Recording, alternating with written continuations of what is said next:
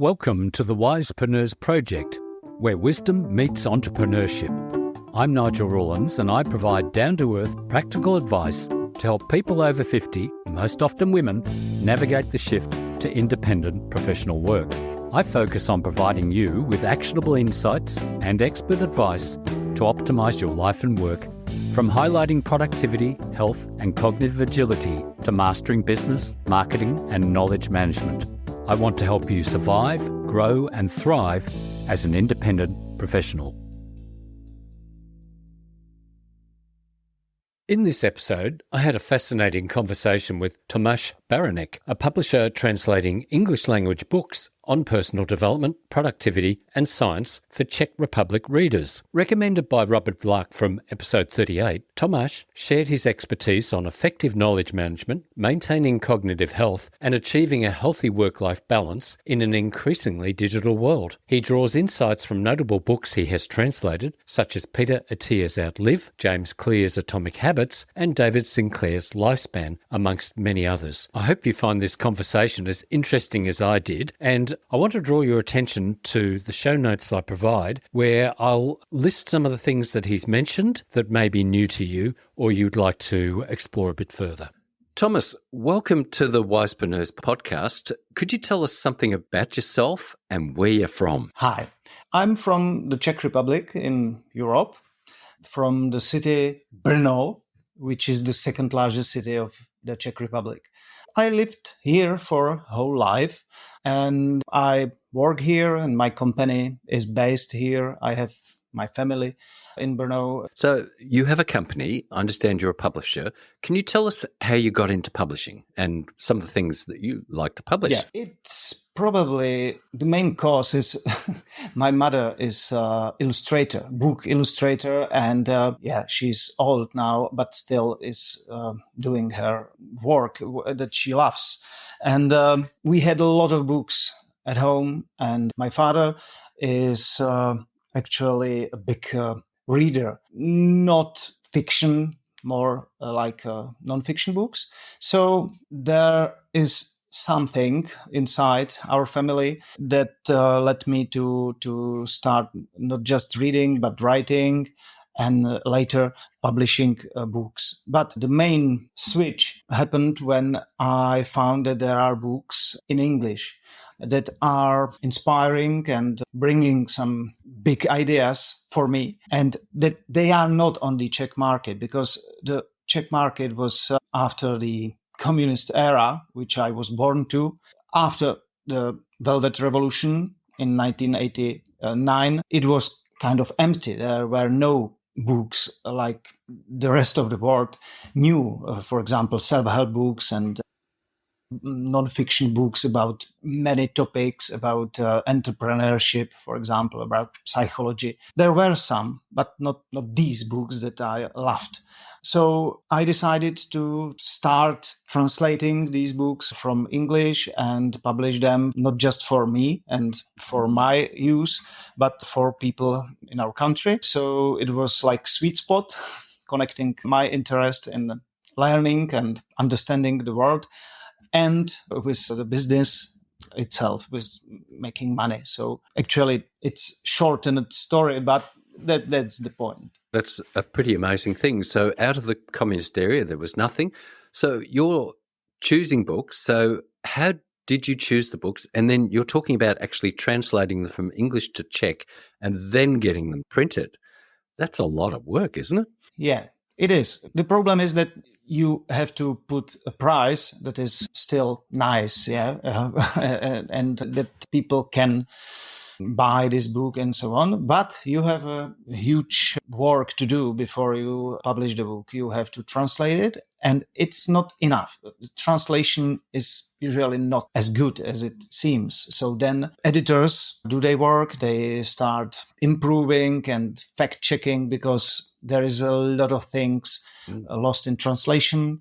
Sometimes you have to find some particular facts that have a completely different translation or terminology in your country and in some area. So you have to find, for example, new words. It's not that way now, but sometimes we find very challenging to translate some books. That's the first step. Czech Republic is one of the countries with the biggest ratio of book published per year per person. So we have a really great readership in the Czech Republic.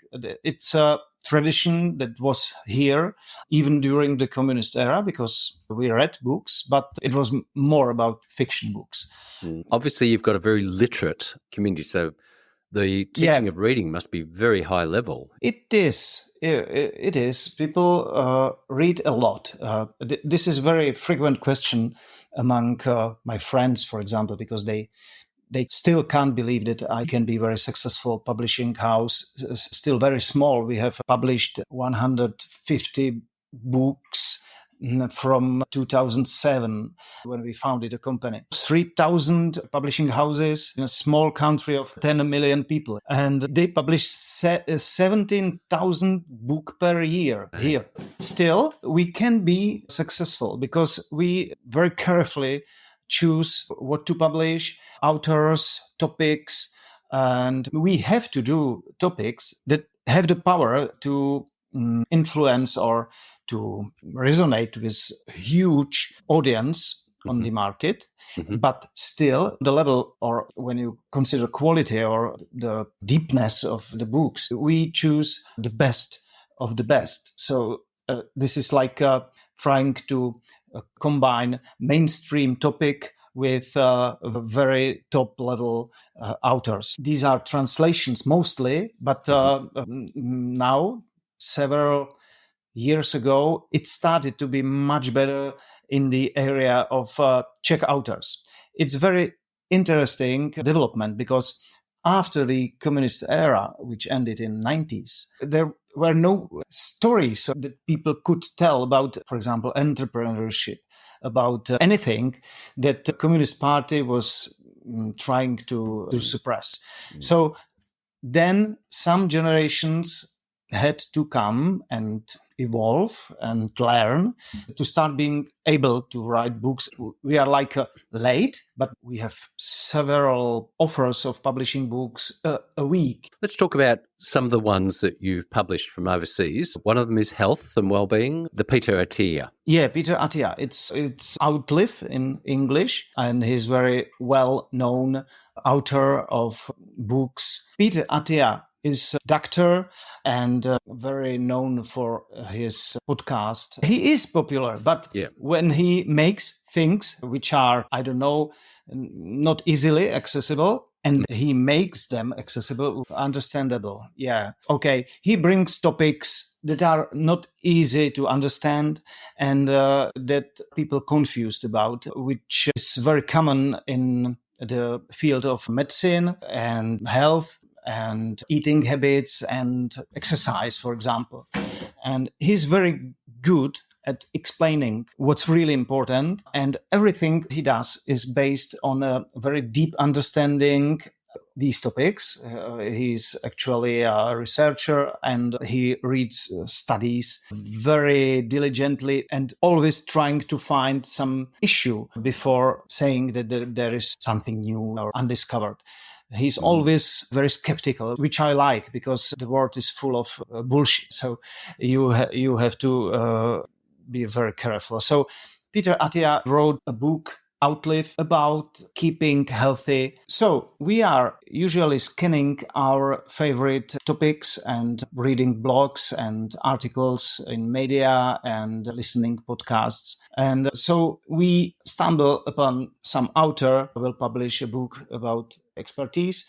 And so we contact him or trying to find the agency which is connected to the particular author. And then we have to negotiate conditions for translation, which is not easy and not cheap, but still this is our business. So then we sign some agreement and we have some time to publish the book translated to Czech.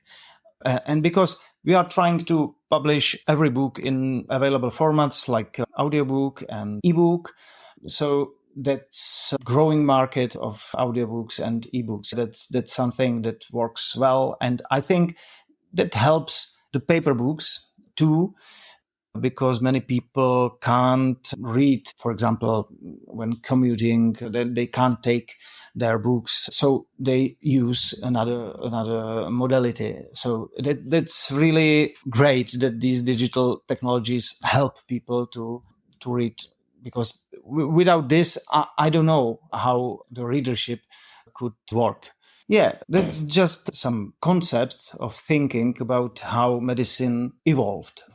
And he writes or tells us that there is medicine 1.0, that's from the era where people thought that illnesses are coming from some ghosts or some other events that are outside our world or something like that. And they had some cure which was not connected with the root of these issues or illnesses. So medicine 2 is what we use now. That's the way we cope with understanding our bodies and how we try to cure illness today. And medicine 3.0 is something that is using the best from the science and applies it not just as some general rule for everyone, but uses it in a more personalized way and long before your issues start, before you become sick.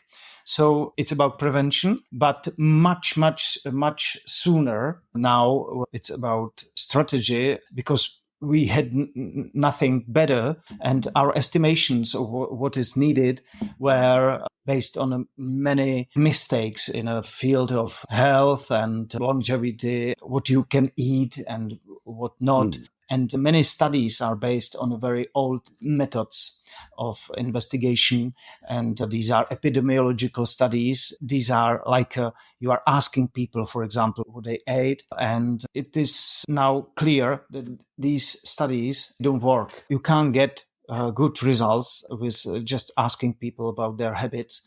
So you have to consider other modern methods. So Peter Attia tries to find some new approaches that use the modern science. There is a huge gap between what your doctor suggests when you are going to visit him and what the science knows or sees now. There are some facts about our metabolism that are absolutely confused. So bringing Peter Attia's book into the Czech Republic, that's going to inform a lot of people about how to think about their health. Like you, I read all the books on longevity, anything on diet. When I say diet, just about food and understanding our own bodies. And I think what you're trying to bring into the Czech Republic, and I think it informs you as well, is to think about ourselves and be more informed about ourselves. And I think that's the big issue. Whereas if we go to the doctor, some will give you a pill, and that's going to deal with the symptom, but not deal with the cause. So what do you do for your health to look after yourself? Because I'm assuming this is a big issue for you, looking after your health and well-being. So what do you do to look after yourself? Yeah, many things. And to tell the truth, I had a long history of being anxious about my health, because I'm really anxious. That's part of my life, and I try to cope with that. It's another story. And my understanding my health was always something that I considered very important. But still, I was confused, like many people are. There is so many suggestions. There are books that are very controversial. So then I found that I have to start with some basic things which to feel better like me. So I added more exercise, for example. It was like a game changer. And I know it's stupid. It's like everyone tells you, okay, you have to exercise more. Yeah, you can't just sit and hope that you will feel good. But okay, I started really exercise every day in many forms, and I found very useful tricks for implementing these exercise workout habits into my busy workflow. For example, it's from another bestseller, because Outlive from Peter Attia is a bestseller in US and in the world and in our country too now.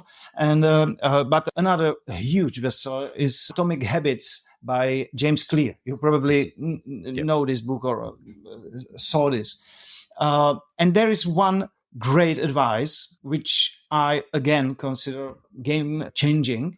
And it is that if you want to do something that is not easy to get used to for you, you have to somehow glue it, connect it with something that you like, and start with small steps. So I started with on elliptical. You know this, you just go and move your hands on this workout machine, and it's very good for knees, and it's better than just running on the treadmill. Yeah. And I put iPad on the machine, and during the day when I usually work and I'm very busy and I can't stop working, I just put there something that I like, for example, some TV show, and I connected the TV show, which I have no time to watch in the evening. So it's like a pleasure during a day that you inject into your day. And I started to run on this elliptical machine. And so after several weeks, I stopped using the iPad because I didn't need it anymore. It was like I got used to my endorphins, and the source of the pleasure was actually in the movement and in the exercise itself. So this was a trick that helped me to get into moving every day. And then I added another similar exercises, and that's okay. So that's to get the basics about my health and how to get into shape. And when I started doing much more exercise than before, I started to sleep much better. I had always very bad sleep. I couldn't fall asleep. I frequently wake up and so on. So these exercises stopped the behavior completely. So when your sleep improves, then you start to feel much better again. And so step by step, I started to believe that I can really start feeling much better. And when you see how it works, you start to be obsessed with this. So yes. I'm in this phase now. One of the things is obviously you work in an office, you're sitting down a lot, and this is the danger I've noticed now. I think yesterday I spent many, many hours editing the podcast that's going to go out this Friday. And I noticed it affected my sleep because I had too much screen time. Now, I did go for 2 walks and I did do some strength training, but it still didn't counteract that. And that's one of the dangers of many of us today who are knowledge workers. Yeah. We're sitting at desks, we're working on computers. How do you think that's affecting us? Yeah, that's a huge problem. We published another book on a health topic, and it's Why We Sleep by Matthew Walker. It's a really great book about what is sleep. And this not just some time that you spend in your bed and you hate it because it should be short. You should have more time for doing things. Actually, sleep is the only thing that evolution, or not the only thing, but a time-consuming thing that evolution did not get rid of. And it's interesting because during night it's risky because you can be eaten. Why we still need sleep? Because there is so many things that happens in our brain and body that leads to our normal functioning. Without sleeping, we die. So when you sit at the table and you watch display a whole day, you are in an average lighted room. And our bodies were used to be influenced by changing intensity and quality of light during a whole day for thousands of years. So the body can't decode what time it is. If you are inside and there is just a low light and you watch TV or LCD monitor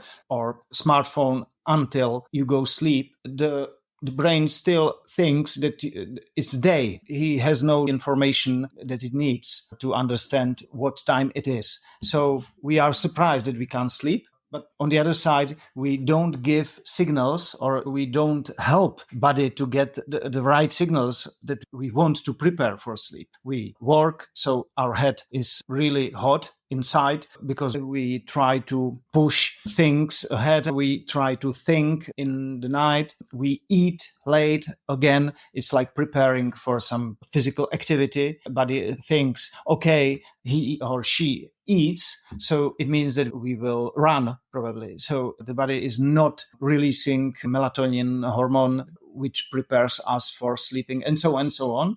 So that's it. We are disconnected. We built a world which we want, which we somehow adore, but it kills us. And that's so much more important today because we are not outside working unless you're working in a trade or something, or you've got a job that takes you outdoors.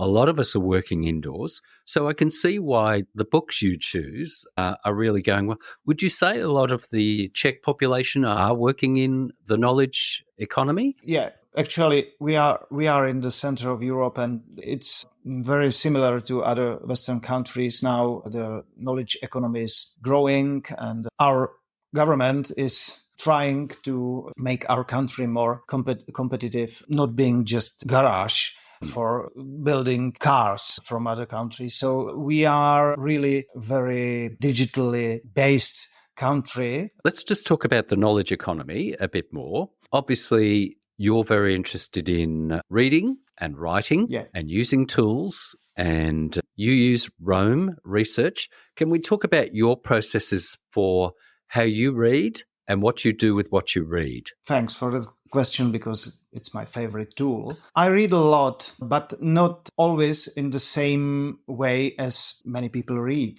because I have to check or skim many books to decide if we, for example, publish translation, or just for knowing what has been published. So we have, for example, of 100 books that we read every year or skim, and we publish just 10 or 12 of them. So it means 80% of books we consider we don't publish. So that's something that changes the way how I read, because even when I found a book that I want to read, that I love, and usually this is the book that we want to publish, because we don't publish books that we don't love. And so when we find a book or author, it can be Czech author starting to write some topic and about some expertise. So we need to have different workflows for all these cases. So when I read nonfiction book that I want to extract some information from, I use Readwise or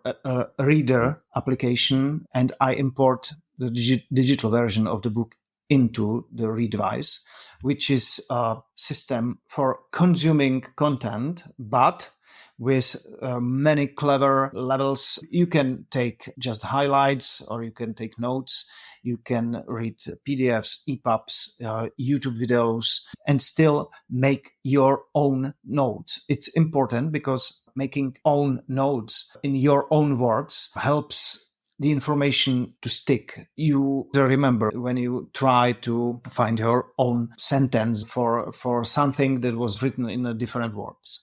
So it's important, because when you start doing this, not just highlighting in books, and you try to rewrite what the author wrote, you find very often that you don't understand what he or she are telling you. I think it's a very general experience. You think you understand, you think you remember, but then you close the book and you can't remember, you forget. And when someone asks you what was the book about, you have problem to explain what it was about, or even when it is the highlighted portion of the book that you are talking about, you have some gaps in the knowledge. So writing your own notes is very time consuming. It's very important for knowledge worker, or even for maybe more general person that tries to learn something, but it's very important. So Readwise is a very good tool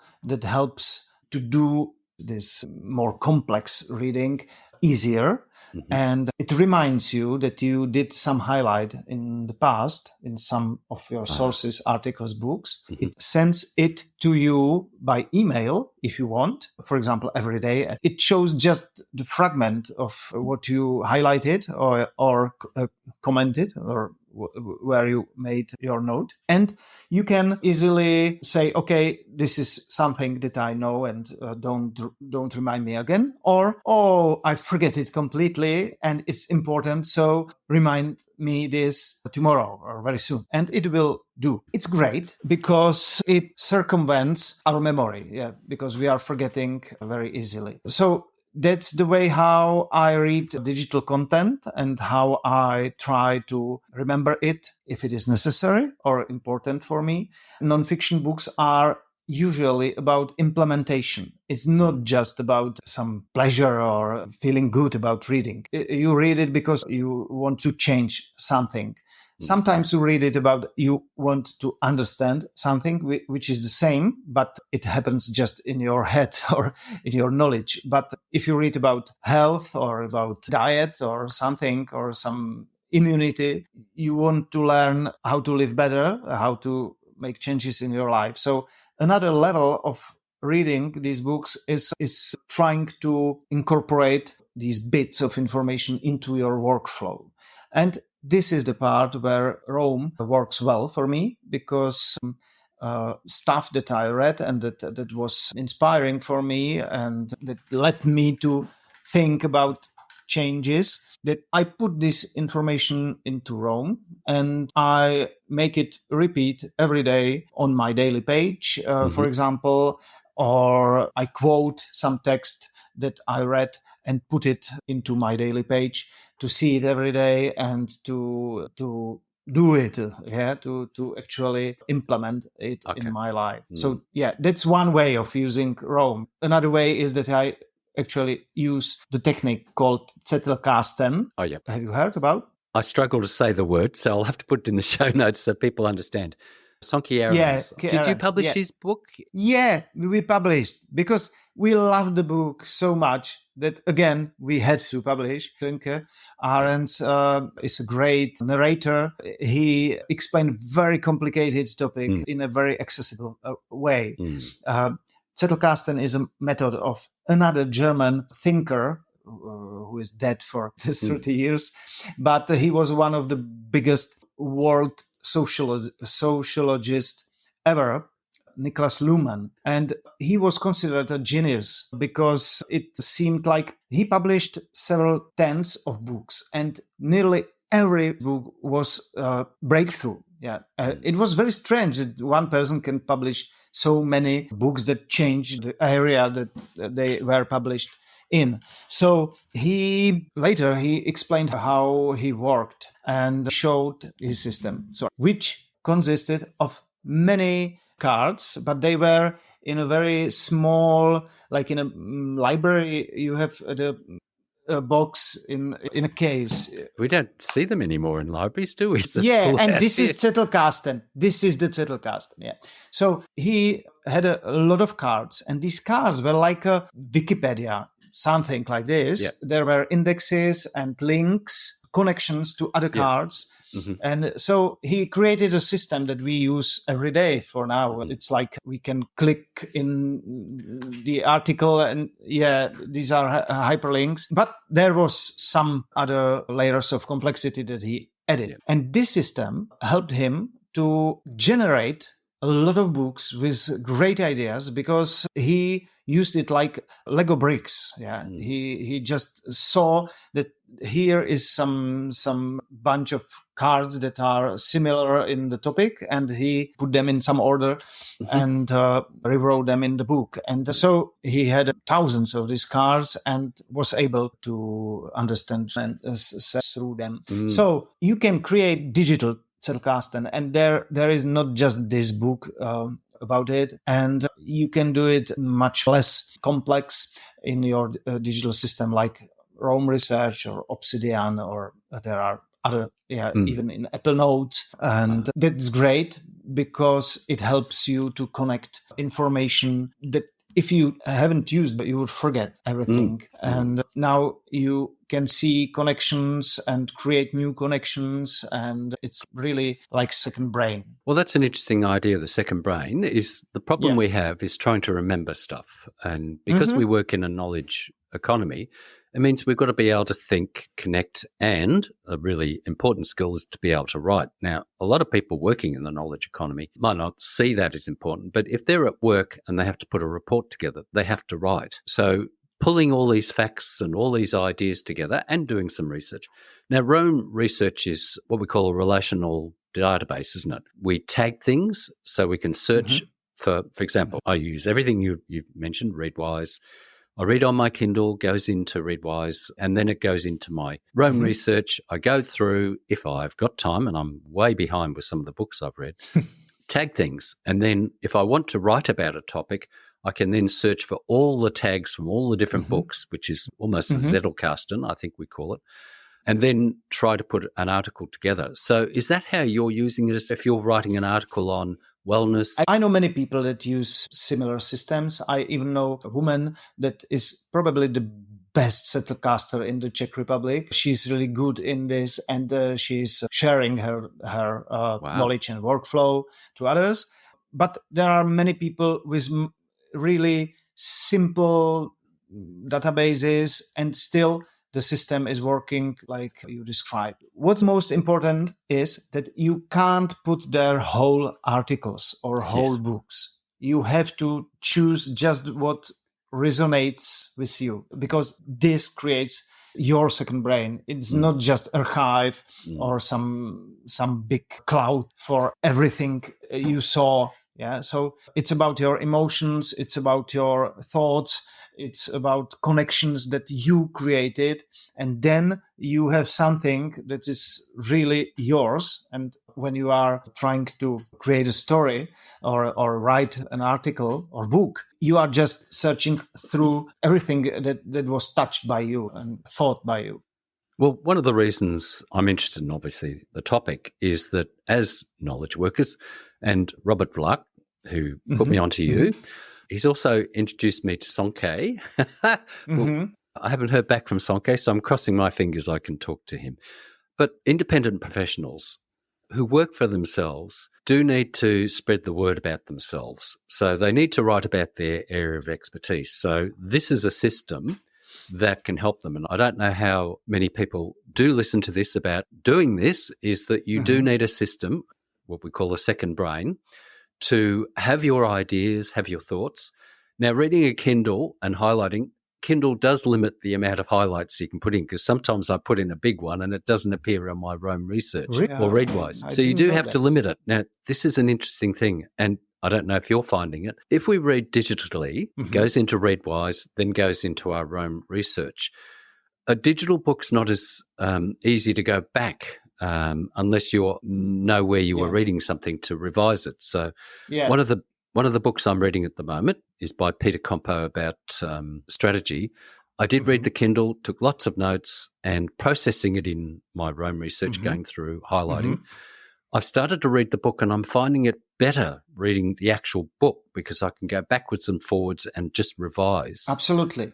Now, the next thing too about our notes is using AI, and I think you've mentioned AI as well. So we've read a book, got it in our Readwise, it's gone into our Roam Research where we can search for stuff. Do you use AI to help you combine stuff or help you write stuff? How are you using AI? Not yet, or not too much. I think that there are many use cases of AI or GPTs for now that are really great. But for example, publishing process that we need, it's not usable because we translate, and we could use some digital translators like DeepL or something. DeepL is European-based startup with great translation services and everything. But still, we see the difference.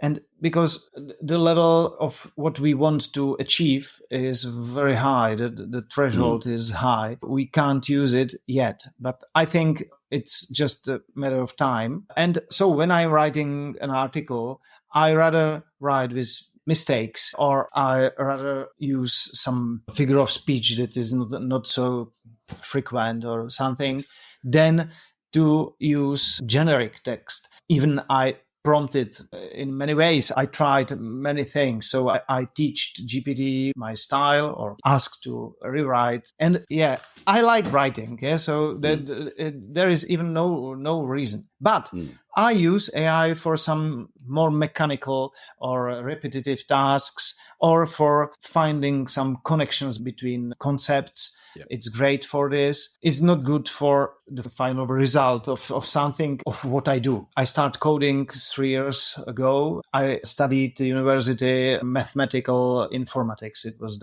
in 90s. So I forgot everything about coding and this stuff. I just remember some parts of math and so on. But I love it for whole my life. I don't know why I'm so addicted to formal languages, but I'm not good at it. And I started to create some small scripts and then bigger programs, even in Rome later, and to learn the language. Actually, it's Clojure. I had great help from ChatGPT because I couldn't go through without this. Yep. I have friends that are experienced in Clojure, but when I couldn't ask them for every stupid thing, several times a day when I tried on weekends, for example. This is great. I don't know if for real programmers or developers it is so useful as for me. But for me, it's like getting the answer that inspires me to try again in a different way. Now I see that there is many hallucinations and mistakes. Yeah. And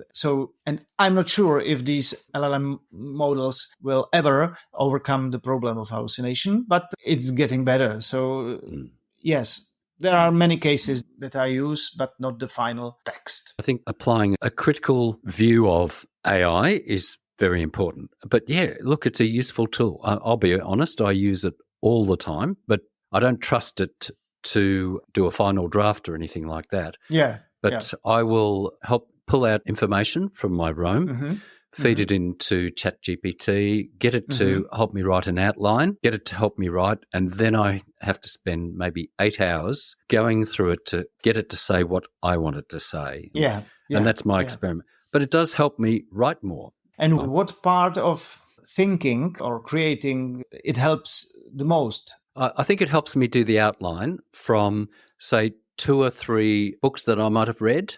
I can feed my Roam research notes in and just say, look, put together a thing. And then I might say, look, I really want to concentrate on this, put another set of notes in, combine this, and I have to be very, very careful with it. Sometimes it kicks out a quote, or I ask it to put to a bibliography together, and I'll ask it, where did that come from? And it tells me it made it up. So if I'm not critical, it will put stuff in there. So you do have to be very careful. But by having good notes, it can be helpful as long as you're critical. So that's the danger. And I'm assuming there's a lot of people out there just putting rubbish together straight out of ChatGPT, putting it out on their websites, hoping that Google's going to pick them up, or they'll put it into an ebook, hoping some person who's not thinking too much will spend the 99 cents on it. So you probably make money doing that, I suppose. Okay, so what we're talking about is not just how we survive in this knowledge economy where we've got to use our brains and all that, but to keep being able to work for a long period of time, because the issue of longevity is some of us are going to be still working when we're 80. So what I'm thinking about is, a healthy lifespan and what I call cognitive agility, like we're doing now, that we're able to have this conversation about topics and recall stuff. What do you see the future as? I mean, you're still young.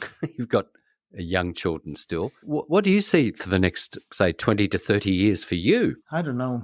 I feel much better than 10 years before. That's something for me, because I think cognitively I was like very slow. I had a lot of brain fogs during morning, and I improved it during these years. So I don't know in general what it will happen with people's way of thinking and their minds, but I know that I can at least keep me going like I'm used to, but I think I can feel good because I will do what's necessary to do this. So anything can happen, but I stopped worrying about my future, about what could happen, because I had a breakdown in 2016, and I ended in a hospital with some kind of stroke or something. And that changed my life completely, because then I started to think more about my limits. And I know that there are millions of people that are close to lose their mind or break down, but they don't know that what they feel is, these are the signals. Exactly. They still think that's just something that they have to overcome. And I was burnt out, I was anxious, I was trying to keep some terrifying diet. And there was Trump elections in this year. And for me, I'm so sensitive to events. I can't read news because it's not easy to understand sometimes and not be anxious. So it was great pressure. And so I started to take antidepressants. After that, I spent whole life struggling and using psychotherapy, and I meditated and everything. But the biggest change was after I started taking antidepressants, which really helped me to get from the worst. And I think that there are many people that should decide, for example, just to go to psychotherapist or to some counselor and talk about their problems. So I started to write about this episode of my life and talk about it more. And I saw there is a huge number of people that are very close to burnout and so on. So now I'm trying to implement, not just for me, but for our coworkers or for my employees, some levels of burnout checking or assessment. And we are experimenting with sabbaticals, shorter, not half a year. I spent my last Christmas and some weeks around on sabbatical, and it was great. It was my first time leave for longer than 2 weeks, because I was used to work and get vacation just for a week.